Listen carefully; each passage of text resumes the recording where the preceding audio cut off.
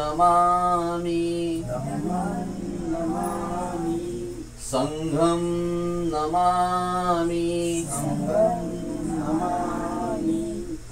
नमो तस् भगवतो अरहतो सम्मा सम्बुद्धस्स नमो तस् भगवतो अरहतो सम्मा सम्बुद्धस्स नमो तस् भगवतो अरहतो सम्मा सम्बुद्धस्स नमो तस् भगवतो अरहतो सम्मा सम्बुद्धस्स नमो तस् भगवतो अरहतो सम्मा सम्बुद्धस्स नमो तस् भगवतो अरहतो सम्मा सम्बुद्धस्स बुद्धं शरणं गच्छामि बुद्धं शरणं गच्छामि धम्मं शरणं गच्छामि धम्मं शरणं गच्छामि संघं शरणं गच्छामि संघं शरणं गच्छामि द्वितीयंपि बुद्धं शरणं गच्छामि द्वितीयंपि बुद्धं शरणं गच्छामि द्वितीयंपि धम्मं शरणं गच्छामि द्वितीयंपि धम्मं शरणं गच्छामि द्वितीयंपि संघं शरणं गच्छामि द्वितीयंपि संघं शरणं गच्छामि तृतीयंपि बुद्धं शरणं गच्छामि तृतीयंपि बुद्धं शरणं गच्छामि तृतीयंपि धम्मं शरणं गच्छामि तृतीयंपि धम्मं शरणं गच्छामि तृतीयंपि संघं शरणं गच्छामि तृतीयंपि संघं शरणं गच्छामि पानातिपाता वेरमणि सिक्खापदं समाधियामि पाणातिपाता वेरमणि सिक्खापदं समादियामि अदीन्नदाना वेरमणि सिक्खापदं समाधियामि अदीन्नदाना वेरमणि सिक्खापदं समादियामि कामेषु मिच्छाचारा वेरमणि सिक्खापदं समाधियामि कामेषु मिच्छाचारा वेरमणि सिक्खापदं समादियामि मूसावादा वेरमणि सिक्खापदं समाधियामि मूसावादा वेरमणि सिक्खापदं समादियामि सूरामेरे मज्जपमादठाना वेरमणि सिक्खापदं समाधियामि सूरामेरमज्जपमादठाना वेरमणि सिक्खापदं समादियामि साधु साधु साधु बुद्ध पूजा घेऊया वनगंध गुणोपेत येतन कुसुम संतती पूजयामि मुनिदस श्रीपाद सरोरुये पूजेमि बुद्ध कुसुमेन नेन पुय्येन मेतेन लभामि मोक्ष उपमिलायति यथा इन्द्रमे कायो तथा याति विनाशभाव घनसारपदितेन दीपेन तं दस्येन तिलोकदीपं सम्बुद्धं पूजयामि तमोनुद सुगन्धिकाय वदन अनन्तगुणगन्धिना सुगन्धिनः गन्धेन पूजयामि तथागत बुद्धधम्माच संग सुगततनुभवा धातु धातु गव्ये लङ्काय जम्बूदीपे तिदसपुरवरे नागलोके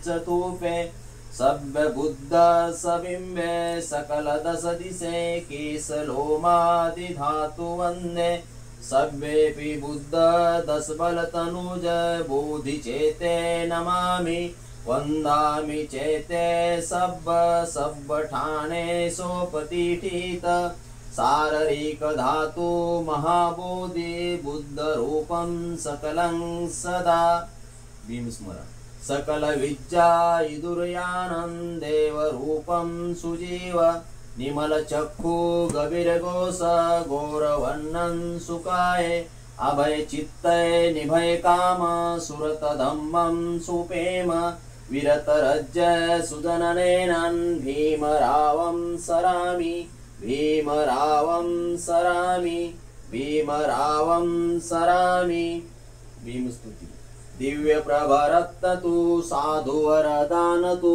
आद्य कुलभूषतु भीमराजा सकल विद्यापति ज्ञान सत्य संगति शास्त्र शासनमति बुद्धि तेजा पंकजा नरवरा रतन सुजन उद्धरा भगवंत अमुचा खरा भक्त काजा चौदार संगरी शास्त्र धरिता करी कापला हरी उरी रुद्र रूपा मुक्तिपत्त कोणता जिन स्मृती जाळिता उजळल्या अगंतिका मार्ग साजा राष्ट्र घटना कृती शोभते भारती महामानव बोलती स्वार्थ साधना शरण बुद्धास शरण धम्मास शरण संघास मी भीमराजा बुद्धवंदना इतिपिसो भगवा अरं सम्मा संबुद्धो विद्याचरण संपन्नो सुगतो लोक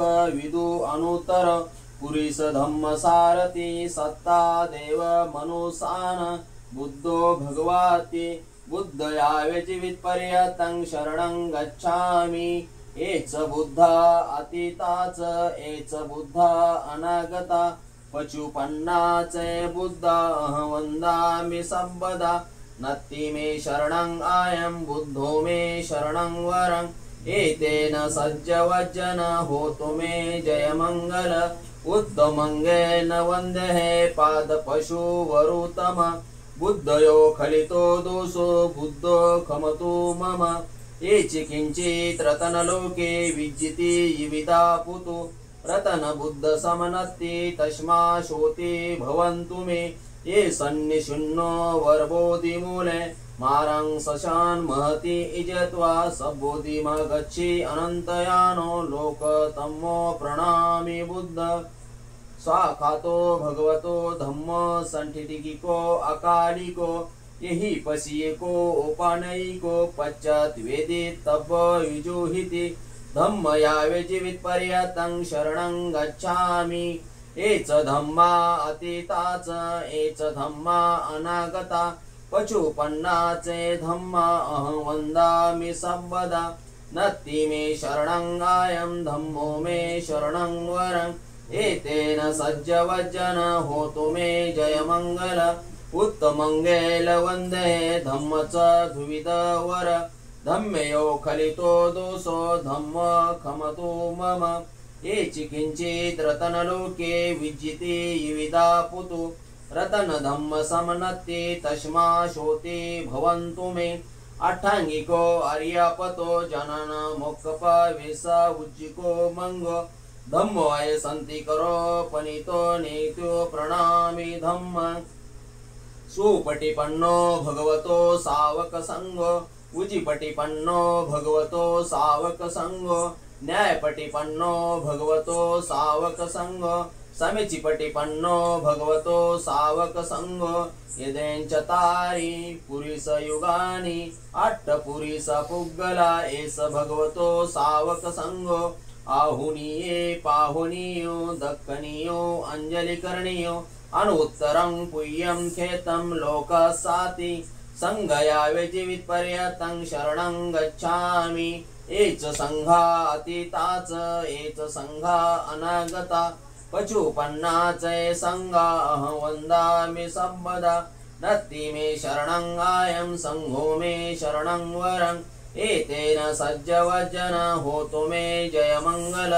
उत्तमंगेल वंदे संगचति धोतम संगयो खलितो दोषो संगो खमतु मम इचि किंचित रतन लोके विजिते विविधा पुतु रतन संग समनत्ति तस्मा शोते भवन्तु मे संग विशुद्धवर दखनीय संतीन्द्रिय सब मलपहीनो गुणहीनिके समीपदे पतो अनसावे प्रणामी संघ संकल्प गाथा इमाया धम्मानुधम्मय पटिपतिया बुद्धं पूजेमि इमाया धम्मानुधम्म पटिपतिया धम्मं पूजेमि इमाया धम्मानुधम्म पटिपतिया संघं पूजेमि अद्दायमय पटिपतिया जाति जरा मरण महापरिज्मि सामि इमेना पुय्यं कम्मेन मामे बाल समागो संत समागमो होतु यावे निब्बानपतिया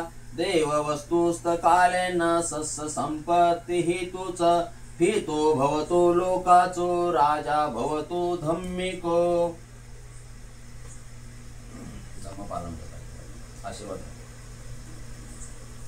भवतु सब मंगल रक्षन्तु सब देवता सब बुद्धान भावेन सदा सोति भवन्तु ते भवतु सब मंगल रक्षन्तु सब देवता सब धम्मानुभावेन सदा सोति भवन्तु ते भवतु सब मंगल रक्षन्तु सब देवता सब संगानुभावेन सदा सोति भवन्तु ते इचितं पचितं तो एकिमेवि समीजितु सभ्य पूरयन्तु चित्त संकपा चंद्र प्रसन्नो एता आयु आरोग्य संपत्ति सब संपत्ति मेवत तंतु निब्बान संपत्ति इविनाते समीजितु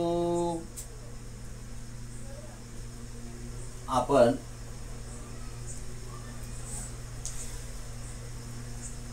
दोन फक्त वंदन झाली आपण थोडस त्याच्यावरती लेक्चर देऊ थोडस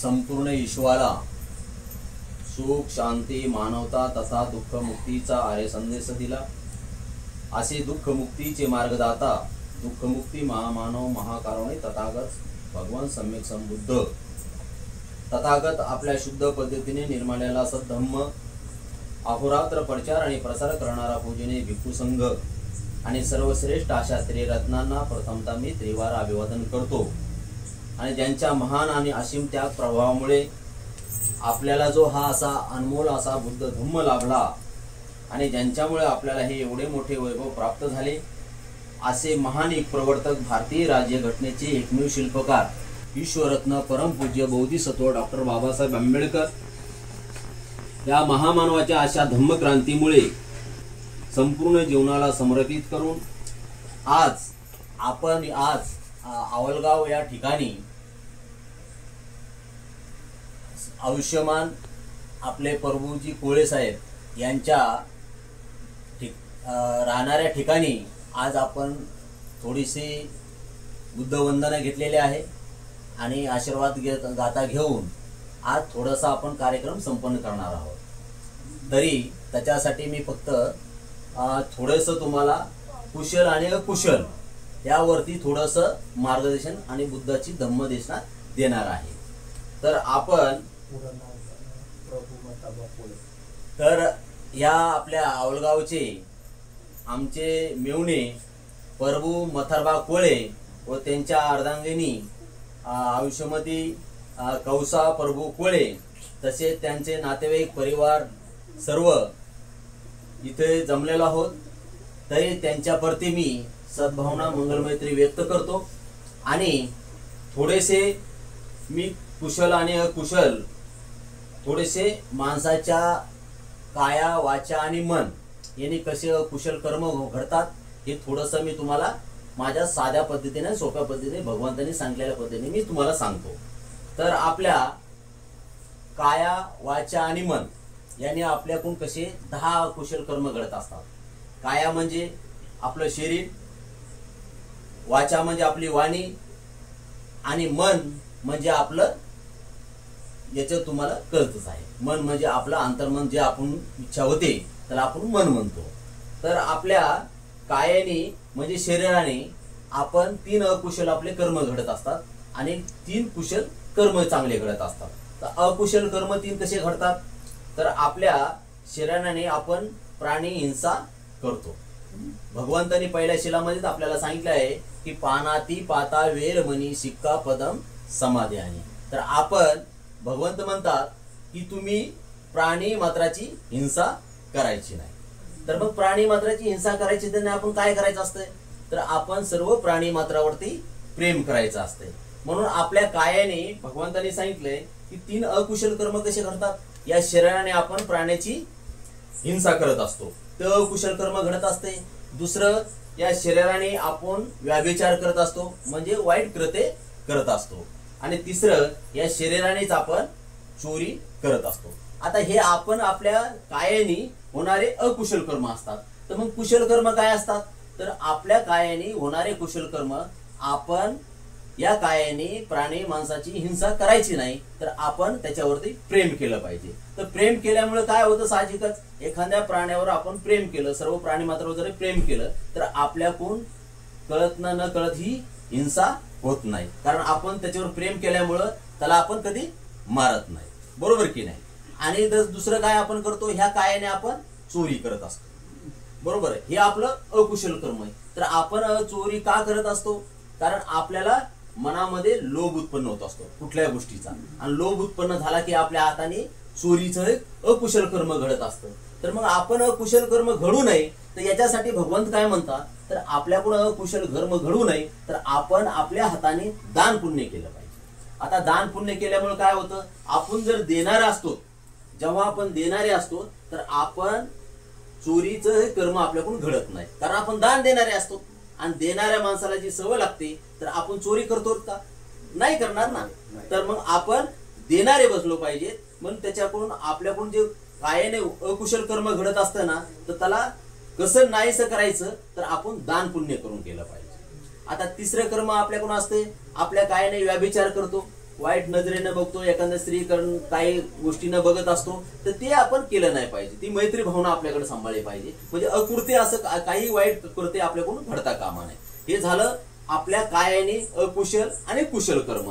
आता वाणीनं पण आपल्या वाणीनं 4 अकुशल कर्म घडत असतात. आता आपल्या वाणीने 4 अकुशल कुठले कर्म घडतात, तर आपल्या वाणीनं आपण खोटं बोलतो, पहिलं अकुशल कर्म आपल्याकडून घडत असतं.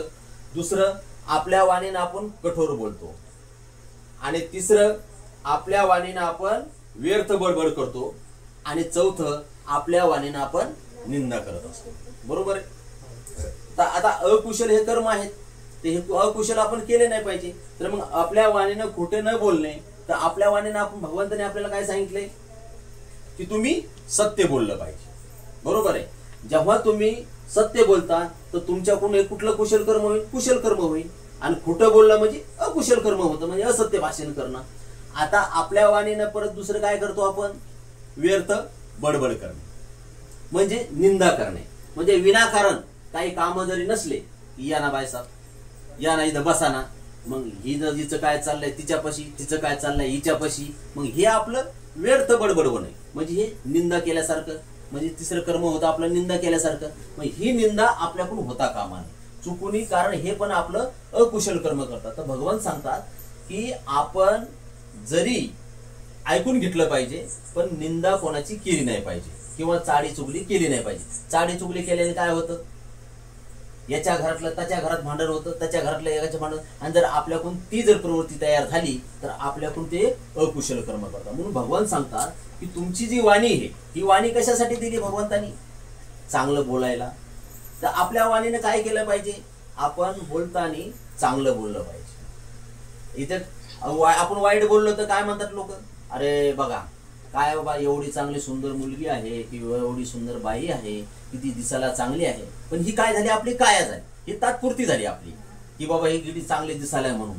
परंतु त्याच वाणीनं जर एखाद्याला कठोर बोललं तर कुणी तुम्हाला जवळ करेल का, म्हणजे आपलं अकुशल कर्म असतं ना, की नाही बाबा ते चांगलं नाही. म्हणजे तुमचं सौंदर्य कितीही जरी चांगलं असलं, तुमच्या होटाला लाली कितीही मागणी लावली, जर तुमचं बोलताना जर चांगलं तुम्ही वाणीनं तुम्ही गोड बोलत नसता, चांगले व्यवहार करत नसता, तर मग काय होतं? ते काय फायदा आहे का त्याचा तुमच्या सौंदर्याचा? सौंदर्य हे वरवरचं असतं. हे सौंदर्य आज ना उद्या ते टिकणारं नसतं. जसं आपलं वय होतं, वयामध्ये आपलं कितीही वय असलं तर आपण त्या तरुण्यामध्ये आपण सुंदर दिसतो, परंतु ते तात्पुरतं असतं, ते कायमस्वरूपी टिकणार असतंय का? परंतु तुमच्या वाणीनं जर चांगलं कर्म केलं, तुम्ही एखाद्याशी गोड बोललात, चांगलं बोललात, तर काय म्हणता? किती बाई चांगले आहे, हा किती. आणि आपण जर कोणाची निंदा करत असेल, कोणाला कठोर बोलत असेल, तर किती वाईट आहे. हे वाईट कर्म होतं ना आपल्या वाणीनं. म्हणून भगवंत म्हणतात कठोर पण बोलू नये. कठोर बोलू नये म्हणजे कसं? आपल्याकडे असे बोलतात की जसं एखाद्या म्हणतो ना आपण, काय बाबा ते माणूस मला बोलला, माझ्या छातीला गाजायला लागला शब्द बाणासारखा एखादे. म्हणून भगवंत म्हणतात बोलण्याच्या अगोदर विचार केला पाहिजे. विचार बोलून जर तुम्ही विचारात पडतात तर त्याचा काही उपयोग नाही. म्हणून बोलत असताना, हा, तर मग बोलत असताना आपण काय ठरवलं पाहिजे की विचारपूर्वक बोललं पाहिजे. आणि बोलल्याच्या नंतर विचार करून त्याचा काही फायदा होत नाही ना, मग ते अकुशल कर्म घडतं आपलं. म्हणून भगवान सांगतात की आपल्या ज्या वाणी आहे ही वाणीनं चांगलं बोललं पाहिजे. आणि चांगलं बोलल्यामुळे काय होतंय? 4 माणसं तुमच्या जवळ राहतील, 4 माणसं तुम्हाला जोडल्या जातील, बरोबर की नाही? आणि हे कशामुळे घडू शकतं? जर आपण धम्माचं आचरण केलं तर, बरोबर की नाही? मग याच्यासाठी आपल्याला 5 शिलाचं पालन केलं पाहिजे. 5 शील पालन बोललंच नाही पाहिजे, तर आपण ते आचरणात आणलं पाहिजे. याचा महत्वाचं कसं असतंय? आपण पंचशिला बोललो की भगवंताच्या मूर्ती आपल्या घरात ठेवल्या की बाबासाहेबांच्या मूर्त्या आपल्या घरात ठेवल्या म्हणून आपण बुद्ध आहेत का? नाही होत ना. कारण बुद्धाच्या दिलेल्या जे आचरण आहे शिलाचं, 5 शिलाचं आचरण केलं पाहिजे, अष्टांगिक मार्गाचं आचरण केलं पाहिजे, 10 पारमिताचं आचरण केलं पाहिजे, आणि आपल्या कायाने, वाचाने, वाणीने आणि ही चांगले कर्म केले पाहिजेत. म्हणून भगवंत सांगतात की मी मार्गदाता आहे, मोक्षदाता नाही. म्हणून तुम्हाला जे करायचे कर्म ते चांगलं केलं पाहिजे. म्हणून आपल्या वाणीनं जेवढे करता येईल आपला संयम ठेवला पाहिजे. कोणाला क्रोधित झालं नाही पाहिजे, कोणाशी जास्त ओरडून बोललं नाही पाहिजे. आणि ही सवय आपल्याला कधी लागेल? जर आपण 5 पंचशिलाचं जर आचरण केलं तर आपल्याला ती सवय लागेल. म्हणून आपण भगवंतांनी आपल्याला सांगितलेले जे आहेत, आपल्या वाणीनं कोणाला कठोर बोलायचं नाही, कोणाची निंदा करायची नाही, कोणाची चाडी चुगली करायची नाही, तर आपण कसं राहिलं पाहिजे? सगळ्याशी प्रेमाने वागलं पाहिजे.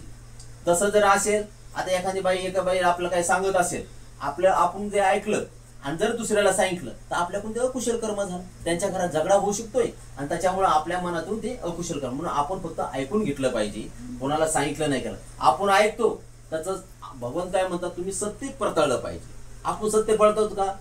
नाही पडताळत ना. एखादी सून आहे समजा आणि एखादी सासू आहे, भलं ती सुंदर नसेल परंतु तिच्याकडे प्रेमळ असेल तर ते चांगली आहे. आणि नुसतं तू सौंदर्य, ते एखाद्या सुनाचं सौंदर्य आहे आणि ती सासू-सासऱ्याला अजिबात सांभाळत नसेल, तिला बरोबर वागवत नसेल, तिला खाया प्यायला वेळ देत नसेल, बोलताना तिचं चांगलं कठोर जास्त बोलणं असेल, तर काय फायदाच आहे का सौंदर्य असून? म्हणून भगवंत सांगतात हे सौंदर्य तात्पुरतं असतं. म्हणून तुम्ही कोणाला कठोर नाही बोललं पाहिजे, कोणाची निंदा नाही केली पाहिजे, कोणाची चाडीचुगली नाही केली पाहिजे. हे आपल्या वाणीनं होणारं अकुशल कर्म आहे. म्हणून आपण याच्या उलट केलं पाहिजे की चांगलं बोललं पाहिजे. आणि त्याच्यानंतर आता मनाने आपल्या मनामध्ये कसं होतंय की